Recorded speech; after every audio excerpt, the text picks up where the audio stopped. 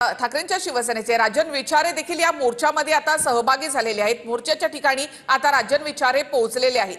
याआधी आपण पाहिलं तर ठाकरे शिंदेच्या शिवसेनेचे मंत्री प्रताप सरनाईक देखील या ठिकाणी पोहोचले होते आणि आता राजन विचारे या ठिकाणी पोहोचलेत। राजन विचारेजी, माझा आवाज येतोय तुमच्यापर्यंत? तुम्ही आता या मोर्चामध्ये सहभागी झालात। सुरुवातीला परवानगी दिली नाही आणि आता परवानगी दिल्याचं सांगण्यात आलं।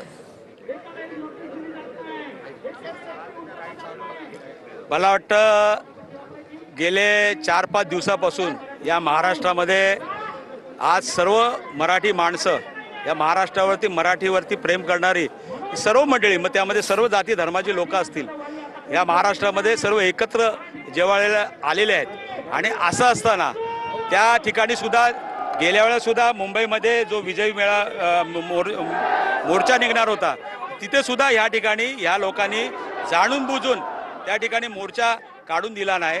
आणि मग त्यावेळेला आम्ही लोकांनी समंजस्य मधला मार्ग काढून त्या ठिकाणी डोबमध्ये, कारण पाऊस होता त्या ठिकाणी, आणि असं असताना भव्य दिव्य असं मराठी माणसांची एकजूट त्या ठिकाणी बघायला मिळाली। आणि त्यानंतर हातभर फाटल्यानंतर आज त्यांना असं वाटलं की या मीरा भाईंदरमध्ये सुद्धा आम्ही दादागिरी करून इथली सत्ता हे करून या ठिकाणी मोर्चा काढून देणार नाही। आता मगाशी मी टी व्हीवरती तुमच्याच चॅनलला बघितलं की ते कोण प्रताप सरनाईक या ठिकाणी आले होते आणि इथून पळून लावलं। अहो, त्यांना पळून नाही, चपलेने मारलं पाहिजे। कारण आज तुम्ही बघितलं असेल की ज्या पद्धतीने या ठिकाणी या दोन्ही आमदारांनी त्या ठिकाणी जाणून बुजून या पोलिसांवरती प्रेशर आणून, या सरकारवरती प्रेशर आणून या ठिकाणी हा मोर्चा होऊ नये यासाठी त्यांनी हे केले होते। आणि या सर्व मी खास करून या मीरा भाईंदरमध्ये मराठी माणसांवरती प्रेम करणारे आणि मराठी भाषिक यांना सर्वांना मी धन्यवाद देईन की हा तुमच्या एकजुटीचा विजय आहे। म्हणून त्यांना झक मारून या ठिकाणी मोर्चा आणून दिलं। आज मोर्चाला परवानगी दिली असती, तुम्हाला वाटतं काय बिघडलं असतं? परंतु आज तुम्ही माहिती आहे, तुम्हाला तर एवढंच जर होतं तुम्ही द्या ना। तुम्ही मी त्या प्रताप सरनाईक यांचं हे ऐकलं मी की त्या ठिकाणी असं हे होते, पोलिसांवरती ते बिल फाडत होते। अरे दे ना, राजीनामा दे ना, तिकडे युतीमध्ये बसलायत ना तुम्ही जाणली नाही मराठी हिंदी सक्तीचं बिल का ना राजीनामा देत बाहेर पडा। तुम्हाला तुमच्यात हिंमत असेल तर पहिल्या आधी तुम्ही त्या युतीमधून बाहेर पडा आणि मग तुम्हाला बोलण्याचा अधिकार आहे।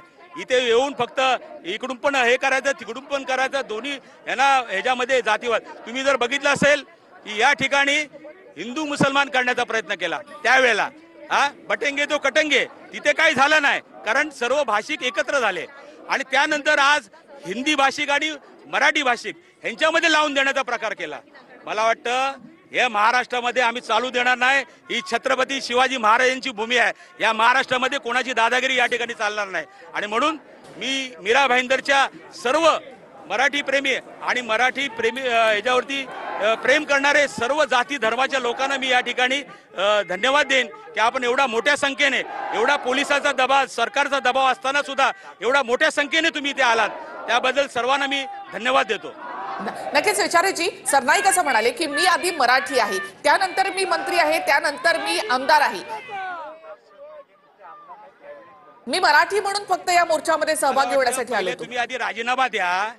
तुम्ही त्यांना सांगा, प्रताप सरनाईकांना, की तुम्हाला जर एवढं वाईट वाटत असेल ना तर पहिला राजीनामा द्या ना। तुम्ही मराठी आहात ना, तुम्हाला मराठी लोकांनी पण मतं दिलेली आहेत, त्यामुळे तुम्हाला बोलायचा काही अधिकार नाही। पहिले राजीनामा द्या, सत्तेचा याच्यावर लात मारा आणि मग तुम्ही इकडे येऊन बोला, तरच तुम्हाला ही लोक एक्सेप्ट करतील। जी, धन्यवाद विचारेजी। तर दुसरी दृश्य आपण